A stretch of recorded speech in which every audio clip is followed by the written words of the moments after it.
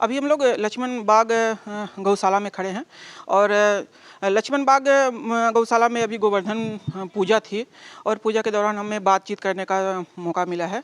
अभी एक भाषण में भाई साहब ने बताया कि अभी इतना बजट नहीं आ पाता है गौशाला के लिए कि अपन हर गाय को अच्छे से ट्रीट कर सकें या उनका भरण पोषण कर सकें। उसके बावजूद भी कई तरह की परेशानियां आती हैं जिसको झेलते हुए भी हम कुछ न कुछ उनके लिए अच्छी व्यवस्था करने का प्रयास करते हैं।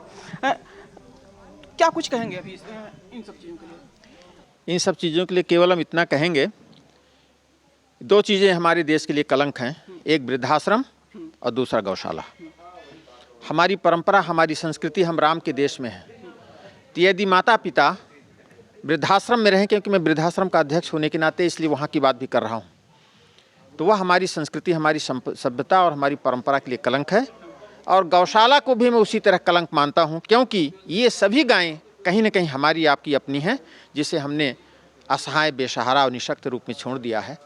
फिर भी समाज की जिम्मेदारी बनती है, यदि समाज के लोग कहीं अपनी जिम्मेदारी का वहन नहीं करते हैं, अब उसे समझने में भूल करते हैं, तो जो समझदार लोग होते हैं उसमें आगे आके काम करते हैं। और इन्हीं स्थितियों में हमने सब ने मिलकर गौशालाओं का निर्माण न केवल लक्ष्मण बाग में, न केवल जिले के अन्य जगहों, बल्कि पूरे प्रदेश और देश स्तर पर चल रहा है।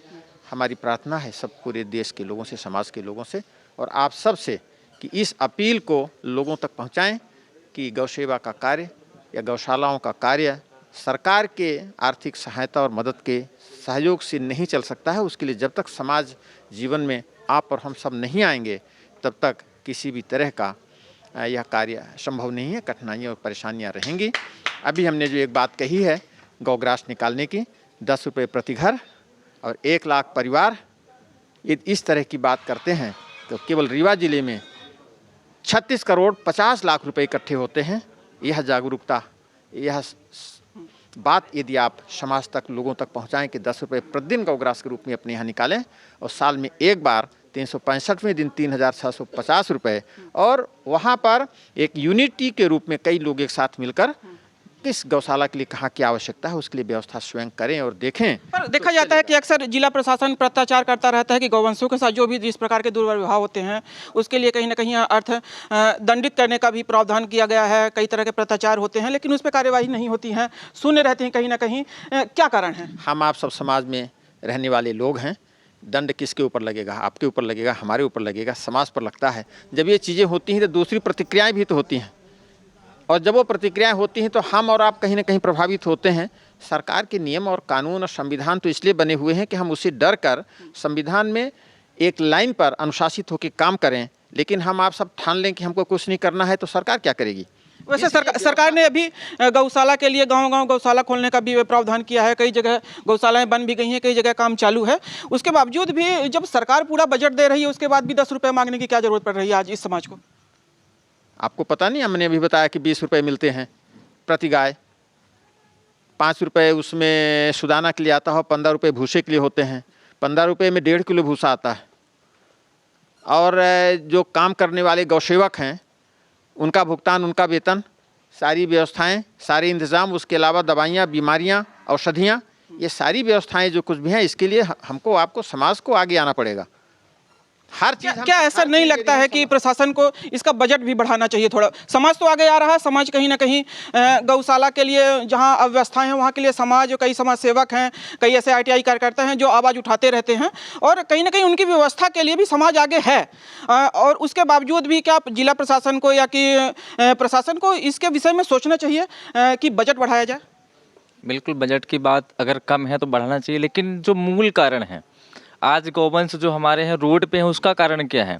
तो अगर कुछ दिन पहले, कुछ वर्ष पहले अगर पीछे जाए तो हर घर में गौवंश, गौपालन होता था, हर घर में 2-4 गायें रखी जाती थी।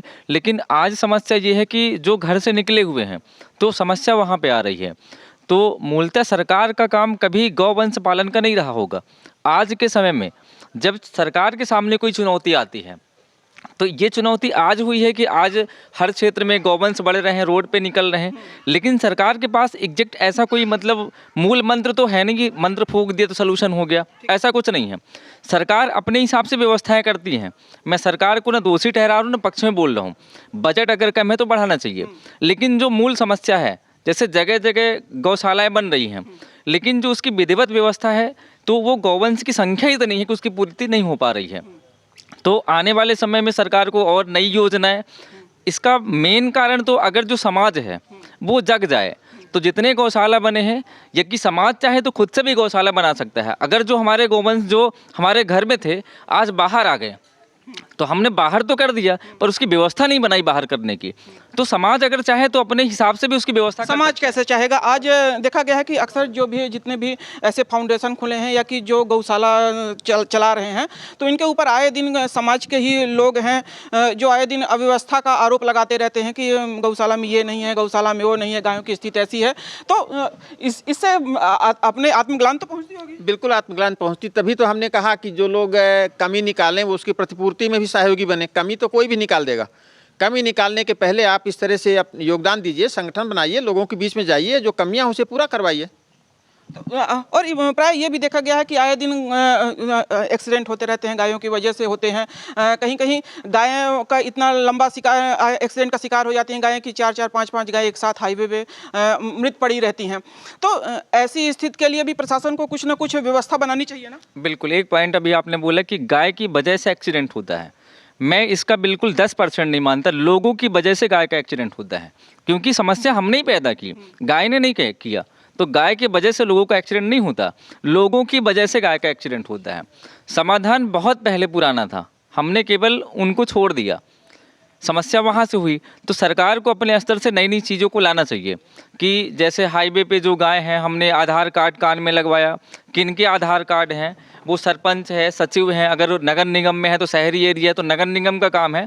अभी सरकार ने हमने अभी सुना भी है कि शायद आदेश आया है कि ऐसे गौवंश जो रोड में टहल रहे हैं, जिनके गाय में आधार कार्ड उनका लगा हुआ है, अगर ऐसे व्यक्ति गौवंश छोड़ते हैं तो उनके ऊपर 1000 का जुर्माना होगा।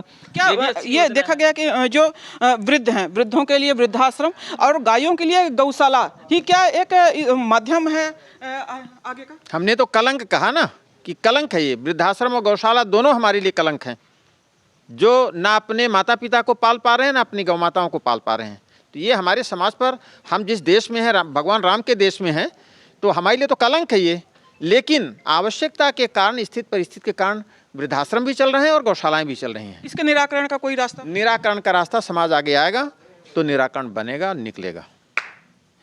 तो बिल्कुल, अभी हम प्रभाकर जी से, भाई साहब से हम बात किए और इस विषय में जाना कि समाज को आगे आना पड़ेगा, तब जा करके इन गायों की रक्षा हो सकेगी।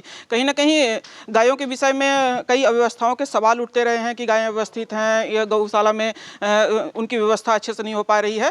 तो ऐसा बिल्कुल नहीं है, गायों की व्यवस्था हर गौशाला में हो रही है, लेकिन कहीं ना कहीं बजट का जो सवाल होता है, प्रशासन ने जो इनके लिए बजट दे रखा है, एक गाय के लिए 20 रुपये नहीं हो पाता है। उनके गायों को के ट्रीटमेंट के लिए दवाइयों का खर्चा होता है, चूनी चुकरा और भूसा वगैरह की व्यवस्था करनी पड़ती है, रहने के लिए टीन सेट, लाइट और गर्मियों में पंखे की व्यवस्था भी करनी पड़ती है। इस तरह से 20 रुपये के बजट में नहीं हो पाता है। प्रशासन को चाहिए कि इसके लिए बजट बढ़ाए और समाज को चाहिए कि आगे आकर के इसमें सहयोग प्रदान करे, ताकि जो इस तरह से गायों के साथ दुर्व्यवहार हो रहा है, रोज घटनाएं हो रही हैं, गायें घूम रही हैं सड़कों पर, ये बंद हो सके और हमारा देश, हमारा समाज आगे तरक्की कर सके। मैं मिशन रिपोर्टर्स के लिए राज पांडे, नमस्कार।